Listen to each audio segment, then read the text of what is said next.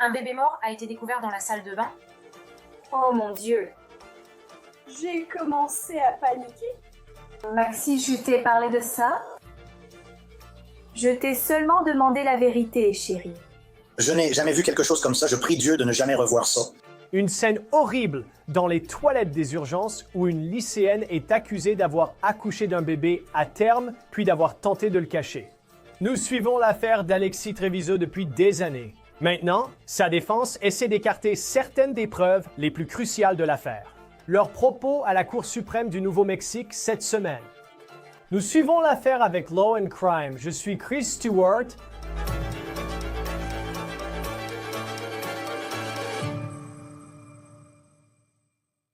La défense de la jeune fille qui aurait tenté de cacher le corps d'un bébé à terme retrouvé mort dans une salle de bain d'hôpital essaie de faire valoir que l'enquête criminelle a violé sa confidentialité médicale. La défense d'Alexia Treviso a avancé cet argument devant la Cour suprême du Nouveau-Mexique. Alexia Treviso s'est rendue à l'hôpital en janvier 2023 pour des douleurs au dos et elle a fini par accoucher dans une salle de bain des urgences. Au lieu d'appeler un professionnel de santé, les procureurs affirment qu'elle a mis le nouveau-né dans la poubelle de la salle de bain où il a été découvert quelques minutes plus tard par une femme de ménage. Le bébé était mort. Les procureurs affirment qu'il y a des preuves que le petit garçon respirait à la naissance, tandis que Treviso insiste sur le fait que l'enfant était mort-né et qu'elle ne savait pas qu'elle était enceinte, donc elle a paniqué. Les caméras des adjoints du shérif du comté de Bernalillo filmaient leur arrivée à l'hôpital en pleine nuit après un rapport glaçant. Nous lui avons fait un test de grossesse. Il s'est révélé positif. Elle niait avoir eu des rapports sexuels. Elle a dit qu'elle devait aller aux toilettes et y être restée longtemps. Nous avons continué à frapper à la porte. On a fini par lui faire ouvrir la porte et il y avait du sang partout. Elle nettoyait. Nous l'avons ramenée dans la chambre. J'avais peur qu'elle découvre sa grossesse ou qu'elle se soit fait du mal. Le médecin a procédé à un examen vaginal. La femme de ménage a nettoyé la salle de bain. Elle a mis le bébé dans la poubelle, puis elle a remis un autre sac propre par-dessus. En regardant, ils ont vu le bébé sous le sac propre, sans déchets. Le bébé était mort. D'accord. Nous l'avons aussi en traumatologie, mais c'est elle qui a tué l'enfant. Ouais, quel âge avait le bébé? Je ne sais pas. Il était à terme.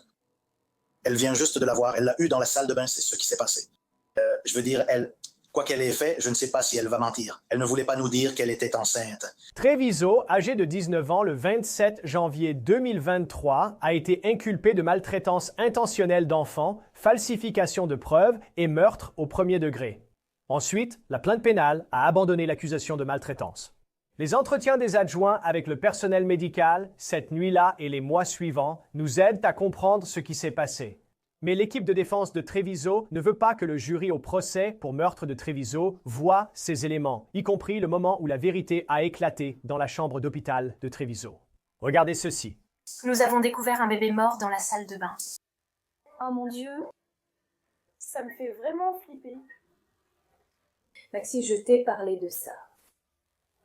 Je t'ai juste demandé, chérie, de me dire la vérité. J'avais peur. Le bébé ne pleurait pas. Qu'est-ce que tu lui as fait? D'accord, arrête-toi ici. Stop. Priorité numéro 1. Elle vient d'avoir un bébé. Je ne sais pas si le placenta est sorti. Elle saigne beaucoup. Genre, le bébé est de quelle taille? À terme, 9 mois. le bébé pleurait. Lexi, as-tu vu les infos sur les filles? Ce qu'elles font à leur bébé et qu'elles finissent en prison? Je suis désolée pour ça, mais en ce qui concerne l'accouchement d'un bébé, on dirait que tu as essayé de le cacher. Nous devons faire intervenir la police. Je ne pensais pas qu'il pleurait. Il n'en est rien sorti. Je sais, mais il va falloir emmener le bébé pour une autopsie et... Il y aura un enquêteur et tout le reste. La mère de Treviso, Rosa, est allée dans la salle d'attente où le père du bébé se trouve avec d'autres membres de la famille. Elle affirme désormais ignorer que Treviso était enceinte et s'inquiète vraiment de ce qui est arrivé ensuite à sa fille. Qu'est-ce qui va lui arriver? Donc elle va recevoir un traitement avant même qu'on lui parle parce qu'elle doit être stabilisée. Donc c'est pour ça qu'elle... D'accord. Quand elle sera stabilisée, nous essaierons de lui parler. Le bébé va être envoyé dans le nord pour une autopsie. Nous aurons probablement terminé d'ici demain. Est-ce qu'elle va être détenue après sa sortie? Obtenir quoi? Vous allez la mettre en garde à vue? Tout dépend de la décision du procureur. Attendons les résultats de l'autopsie pour comprendre ce qui s'est passé. Parce que, pour l'instant, avec tout ce qui s'est passé, nous allions mener une enquête, obtenir plus d'informations de l'enquêteur médical du Nord. Et avec cela, nous avons présenté cela au procureur du district pour voir ce que le procureur souhaite faire concernant les accusations, s'il y en a. Je ne savais pas qu'elle était enceinte, honnêtement. Je l'ignorais totalement. Je pensais juste, comme elle disait, j'ai mal au dos, j'ai mal aux hanches. Je pense devoir aller chez le chiropracteur. J'ai proposé d'y aller demain, mais elle souffrait beaucoup, vous savez. Quand est-ce que ça a commencé? La douleur, tu veux dire? Oui. Aujourd'hui ou hier, elle a dit que c'était vraiment mauvais, que ses hanches lui faisaient mal ainsi que son dos. Et hier soir, nous étions au téléphone ensemble. Elle a dit que ses hanches lui faisaient très mal et j'ai demandé si autre chose lui faisait mal et elle a répondu que tout lui faisait mal. Et elle s'est endormie. Mais elle est aussi pom-pom girl, donc pleine de joie. Elles ont une compétition. Elle fait du sport, je veux dire, Elle a été active tout ce temps. elle a été active tout ce temps. Selon le personnel médical, Treviso saignait encore beaucoup après l'accouchement et devait être transférée dans un centre de traumatologie où elle pourrait consulter un obstétricien. Elle a donc fini par être transportée par hélicoptère vers un autre établissement. Les détectives ont reconstitué les faits et tous leurs entretiens avec le personnel de l'hôpital avaient un point commun. Leur réaction horrifiée face à la scène dans la salle de bain après le départ de Treviso. Il y avait du sang partout sur les murs et les toilettes. On se serait cru dans un film d'horreur. En entrant, c'était un vrai carnage sanglant, un massacre. Pourriez-vous le décrire si possible? Oui, il y avait du sang partout. Il y avait pas mal de sang là-dedans. Revenons donc vers 1h du matin, le 27 janvier 2023. Treviso arrive aux urgences avec sa mère, se plaignant de douleurs au dos. Les infirmières lui ont administré des antidouleurs et ont effectué des tests de base sur son urine et son sang. C'est alors qu'ils ont appris que la jeune femme de 19 ans était enceinte. Mais avant qu'ils ne puissent annoncer la nouvelle à Treviso, elle a dit qu'elle devait aller aux toilettes. Alors elle s'est rapidement dirigée dans le couloir. Écoutez ce que racontent plusieurs infirmières et le concierge chargé de nettoyer les toilettes sur la suite des événements. Elle a commencé à se sentir un peu mieux, puis elle a dit qu'elle avait besoin d'aller à la selle et c'est à ce moment-là que tout s'est passé. Que faites-vous après? Quand elle est allée à la selle, où étiez-vous? Au début, j'étais au poste des infirmières. Je suis allé voir comment elle allait, j'ai frappé à la porte pour vérifier si elle avait besoin de quelque chose. Elle m'a dit que non. Avez-vous entendu quelque chose? Je n'ai rien entendu. Chasse d'eau, celle des toilettes? Oui, à un moment, j'ai commencé à entendre, donc j'ai vérifié 2 ou 3 fois. Je ne suis pas vraiment sûr. Et puis j'entendais sans cesse le distributeur d'essuie-mains, la chasse d'eau et l'eau qui coulait. Et j'ai frappé à la porte. Est-ce qu'elle avait besoin de quelque chose? Elle a tout nié. Et puis finalement, c'est arrivé au point où j'ai dit « tu dois sortir ». Et j'ai demandé à l'employé d'aller chercher la clé pour ouvrir la porte parce que évidemment, elle avait verrouillé la porte pour aller aux toilettes. Et quand enfin, nous avons finalement eu la clé pour l'ouvrir, elle a ouvert la porte et est simplement sortie. Est-ce qu'elle a dit quelque chose à ce sujet? Elle n'a rien dit. Elle regardait simplement droit devant elle, m'a dépassé et est retournée dans la chambre. As-tu regardé dans les toilettes? Oui, j'ai regardé. Qu'as-tu vu? Je suis allé aux toilettes et j'ai vu beaucoup de sang. Où? C'était par terre. Il semblait qu'elle avait essayé de l'essuyer à certains endroits. C'était un peu sur le mur du fond, derrière la cuvette, les toilettes. Je lui ai demandé si elle allait bien, ce qui s'était passé. Elle m'a répondu « j'ai mes règles ». Et elle est sortie, puis je suis entré. À ce moment-là, nous avions déjà reçu le résultat positif du test de grossesse. C'était quand? Je ne pourrais pas vous dire l'heure exacte, mais je sais qu'avant cela, nous avons eu un test de grossesse positif pour elle. D'accord. Avant la selle, est-ce que tu lui as dit qu'on avait eu un résultat positif? Non, le médecin ne lui a pas encore annoncé. D'accord, donc, d'accord. Oui, donc je suis entré là-bas et j'ai regardé dans la grande poubelle à ce moment-là pour voir s'il y avait quelque chose de jeté, mais le sac était neuf et complètement vide. Je n'ai pas soulevé la poubelle, évidemment je l'aurais su. J'ai vérifié la poubelle, elle était vide et le sac était neuf. Tu es sûr qu'il n'y avait pas de déchets dedans? Il n'y avait rien dedans, oui.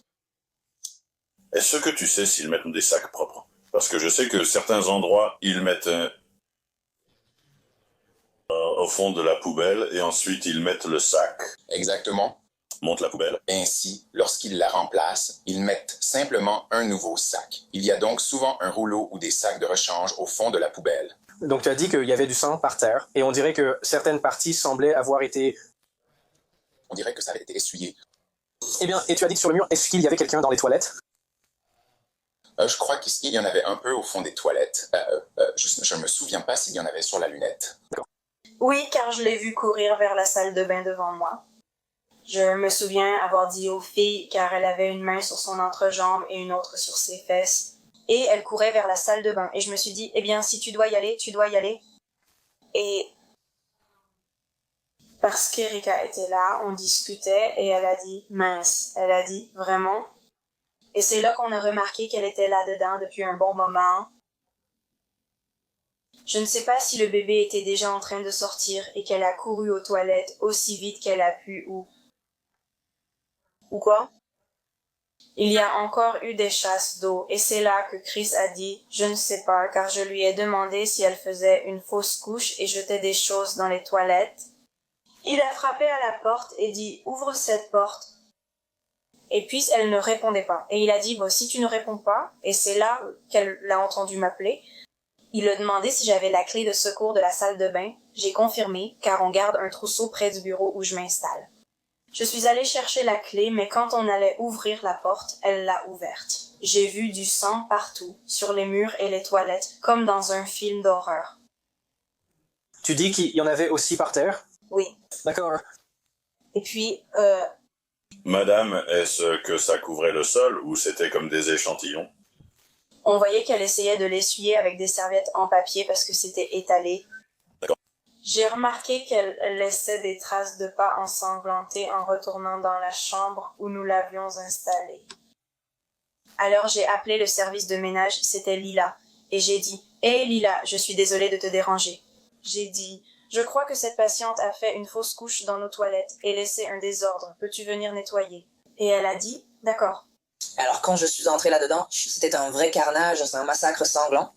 Pourriez-vous le décrire si possible? Ouais, il y avait du sang partout.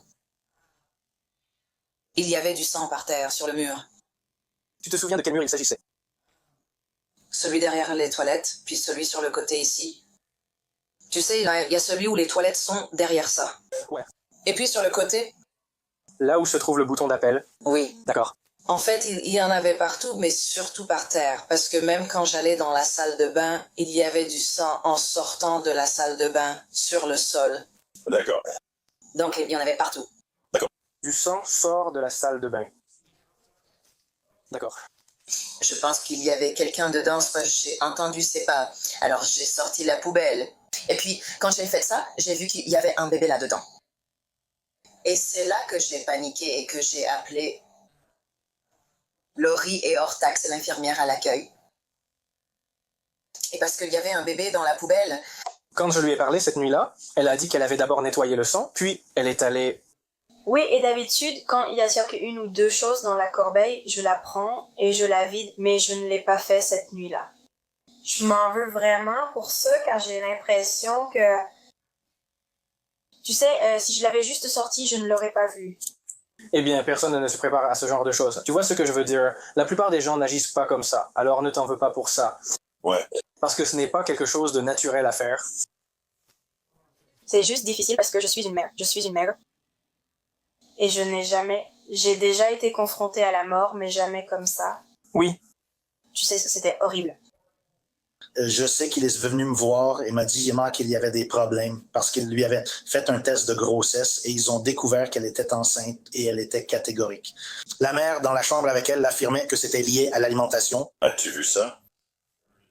Non, Chris ne peut pas. Chris est venu me voir et m'a dit que c'était ce qui se passait parce que nous avions un problème. Et il s'inquiétait pour la mère, pour la dynamique entre la mère et la fille, parce que la fille niait complètement qu'elle était enceinte et la mère était assez bouleversée par le fait qu'elle soit enceinte. J'ai demandé à Laurie d'appeler le ménage pour venir nettoyer.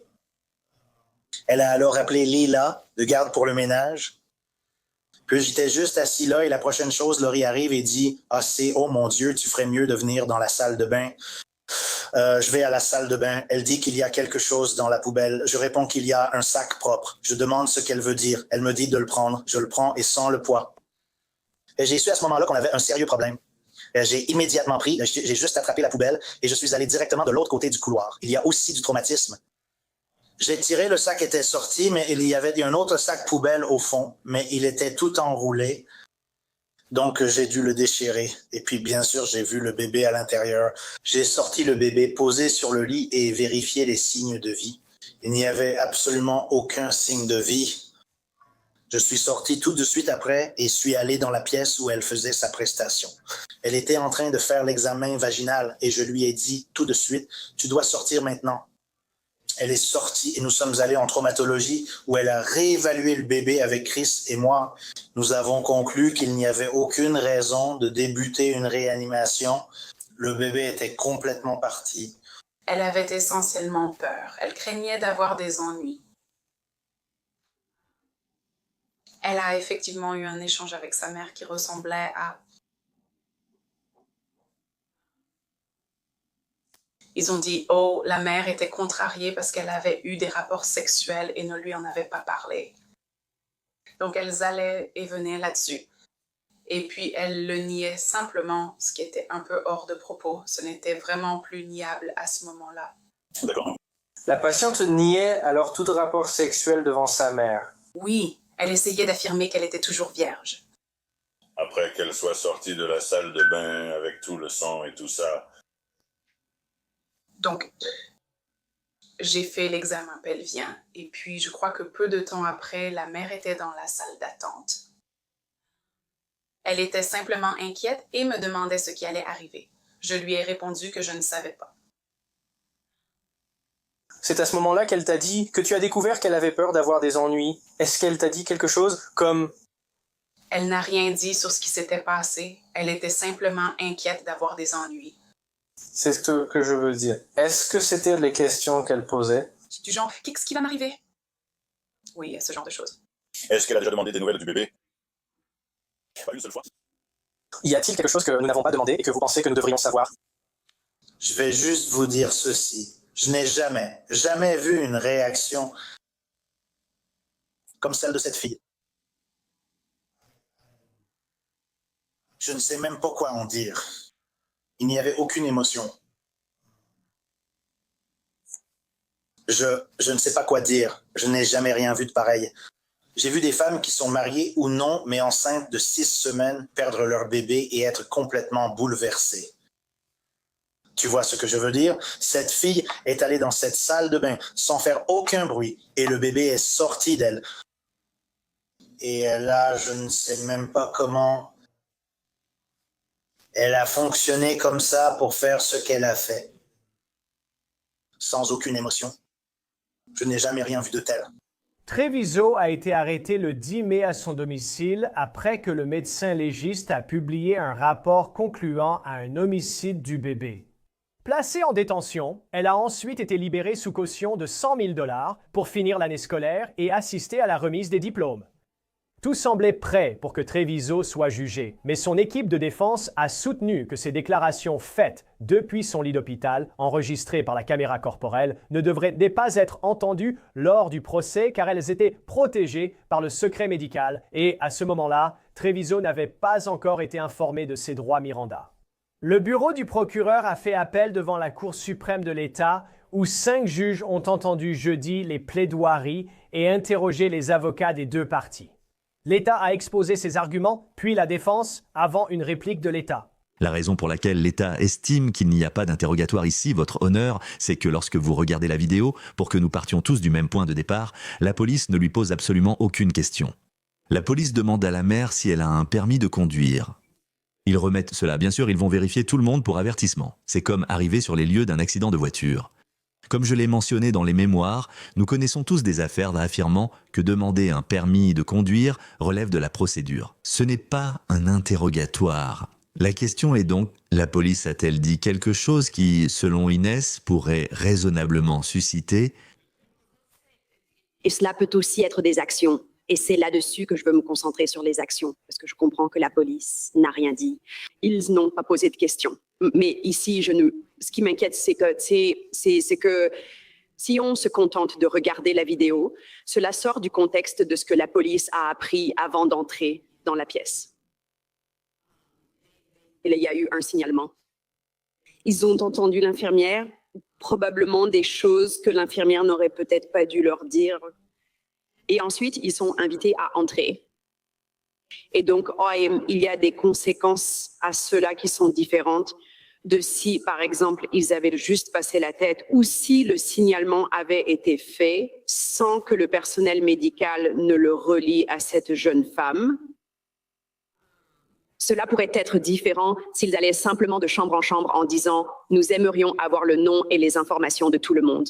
Ici, ils disposent déjà de toutes ces informations avant d'entrer dans la chambre, ce qui complique ma tâche. Je ne vois pas de problème avec ça, parce que en général, quand la police arrive sur les lieux, elle va vouloir parler à la personne qui a signalé l'incident. Maintenant, certes, le médecin, ou peu importe qui a appelé la police, la personne qui signale ici est un peu ambiguë, c'est essentiellement le personnel médical, l'hôpital. Ce n'est pas comme un voisin qui appelle la police à cause d'une fête bruyante à côté. Mais naturellement, la police va vouloir parler au médecin, à l'infirmier, obtenir quelques informations avant d'entrer là-dedans. Je pense que la police a agi de manière très raisonnable ici. Ils ont parlé au médecin, ils ont parlé à l'infirmière, et je pense que les policiers sont assez intelligents pour comprendre que ce que cette infirmière d'église leur raconte, c'est simplement à titre informatif pour eux, pour les agents. Il n'y a aucun obstacle légal à ce que la police intervienne en cas d'urgence. Dans l'exemple, je l'admets, le médecin a dit « Écoutez, j'ai besoin de lui parler. Je ne veux pas que vous soyez là. Pouvez-vous attendre pendant que je lui parle ?» Je pense que la police, on peut le voir sur la vidéo, a été très respectueuse envers le médecin. Une chose que je voulais souligner, parce que je crois que c'est vraiment le bon moment pour le dire, c'est qu'il y a beaucoup d'éléments dans la réponse qui suggèrent que la présence de la police a causé un retard ou entravé un certain type de traitement ou même retardé possiblement son transfert à Roswald. Je veux être très clair, il n'y a absolument aucune preuve dans le dossier qui permettrait à un juge de conclure qu'une procédure médicale ou des soins ont été entravés ou retardés, ou même qu'ils aient eu quoi que ce soit à voir avec le trajet en hélicoptère. Donc ce que je dirais, c'est que la meilleure réponse que j'ai, c'est que je ne crois pas qu'il y avait une raison médicale pour que la police soit présente, mais il est évident que le médecin n'a pas dit « Je veux lui parler en privé, je ne veux pas que vous soyez là pour l'instant, je sais que nous avons appelé la police, que nous vous avons appelé, mais s'il vous plaît Wendy, j'ai besoin de lui parler. » Est-ce qu'ils avaient une raison légale d'être là? Oui, non. Cela aurait-il pu être différent? Quelle est la raison légale? Eh bien, ils enquêtent là-dessus et ils veulent probablement à un moment donné... La regarder passer un examen public, est-ce que c'est une enquête? Plus tard dans la vidéo, l'infirmière demande « Est-ce que vous deux pouvez sortir s'il vous plaît ?» Les policiers quittent alors la pièce pour des raisons médicales. Était-ce entraver l'enquête de leur demander de partir? Non, cela n'a pas gêné l'enquête et les policiers étaient polis. Ils sont allés dans le couloir. Une autre chose que je voulais mentionner aussi, et encore une fois, je pense que certaines choses deviennent plus claires quand on regarde la vidéo du début à la fin. Il y a un moment dans la vidéo, à peu près exactement à 3 heures, où l'on voit les policiers dans le couloir et ils disent à l'infirmière « Eh bien, nous ne voulons pas vraiment entrer là-dedans et lui causer plus de stress. Elle gère déjà beaucoup de choses. » À 3 heures, le sergent et l'agent reviennent dans la chambre. On voit qu'ils étaient dans le couloir. Le sergent dit « Nous attendrons dans le couloir pour ne pas augmenter votre stress. » Nous savons que c'est stressant.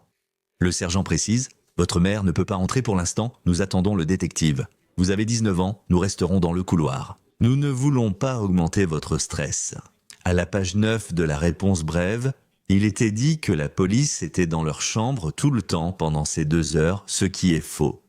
Ce sont les conséquences de cette affaire qui sont extraordinaires pour Mademoiselle Treviso et pour chaque patient vulnérable au Nouveau-Mexique, ainsi que pour l'engagement de l'État envers des soins de santé reproductive sûrs et confidentiels.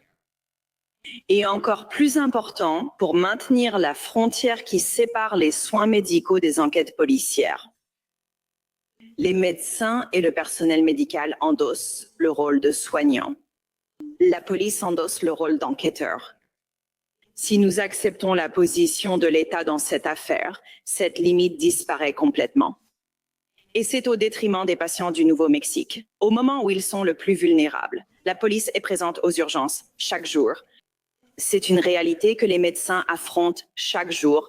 Les personnes présentes y sont, par définition, à leur plus grande vulnérabilité. Voici les directives. L'État affirme qu'il n'y a aucune limite. L'avocat a longuement évoqué cette vidéo. Dans la vidéo, Alexei Treviso est sur un lit, en blouse d'hôpital, en train d'hémorragier.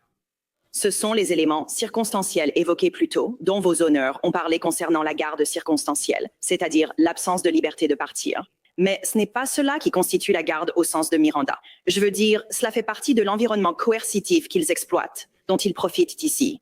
Mais la raison pour laquelle elle est en garde à vue, c'est parce qu'elle a 4 figures d'autorité qui agissent de concert, dont une seule qu'elle a déjà vue auparavant. C'est le médecin, l'infirmier en chef, et comme vous l'avez tous vu dans la vidéo, c'est un homme imposant qui s'est clairement aligné avec la police. Ces 3 hommes entrent dans la pièce et bloquent physiquement la porte. La vraie question pour le tribunal est, une lycéenne raisonnable de 19 ans, dans cette situation, se sentirait-elle libre de partir? Et la réponse est non, même sans hémorragie, sans perfusion, sans avoir subi son premier examen gynécologique, ni un accouchement précipité d'un enfant mort-né, selon la défense dans la salle de bain. La police n'aurait absolument pas dû se trouver dans la salle de soins et la docteure Vasquez n'aurait pas dû non plus ordonner à tout son personnel des urgences de ne pas interagir avec mademoiselle Treviso, sauf en présence des forces de l'ordre. Même si vous accordez à l'accusée le bénéfice du doute qu'elle ne savait pas qu'elle était enceinte au moment d'accoucher, la réaction naturelle à laquelle on s'attendrait de n'importe qui serait d'appeler à l'aide, je viens d'avoir un bébé, aidez-moi, j'ai besoin d'aide. Elle n'a rien dit à personne pendant 30 minutes. 30 minutes plus tard, la femme de ménage a trouvé le bébé, puis la police est arrivée 5 à 10 minutes après. Je pense qu'on peut très bien soutenir qu'elle n'a même pas, dès le début, profité du privilège de la patiente décisionnaire. État contre Roper, 1996 NMCA 73 paragraphe 6, a indiqué que le privilège vise à encourager les patients à divulguer entièrement leurs symptômes. Si vous cachez un fait important au médecin, comme avoir accouché récemment, vous ne demandez pas vraiment d'aide et ne profitez pas non plus d'un privilège. Je comprends qu'après s'être fait prendre et avoir des ennuis, elle veuille dire que son privilège a été violé. Mais l'affaire État contre Strauss, 2015 Cour suprême du Canada 9, paragraphe 44 précise que les privilèges ont des limites, surtout face à des intérêts contradictoires qui priment sur la confidentialité. Il est intéressant que Strauss précise, au paragraphe 29 à 31, qu'en 1973, le Nouveau-Mexique fut l'un des premiers États à imposer le signalement obligatoire à tous. Le Nouveau-Mexique possède une riche histoire de protection des enfants et bébés. Je voulais aussi souligner que certains aspects de cette confidentialité et de ce privilège sont assez pointilleux, et c'est elle qui me sert.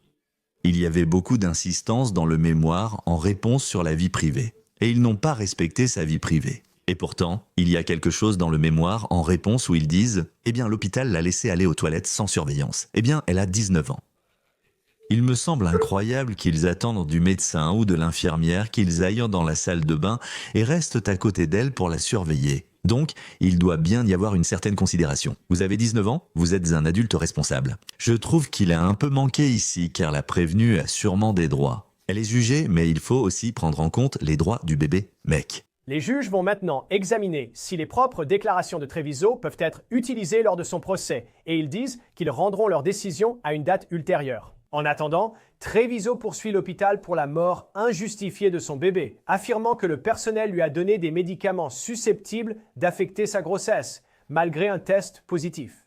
Nous continuerons à suivre cette affaire au fil de son évolution. C'était l'affaire présentée par Law & Crime. Abonnez-vous à notre chaîne YouTube et Spotify. Je suis Chris Stewart. À bientôt.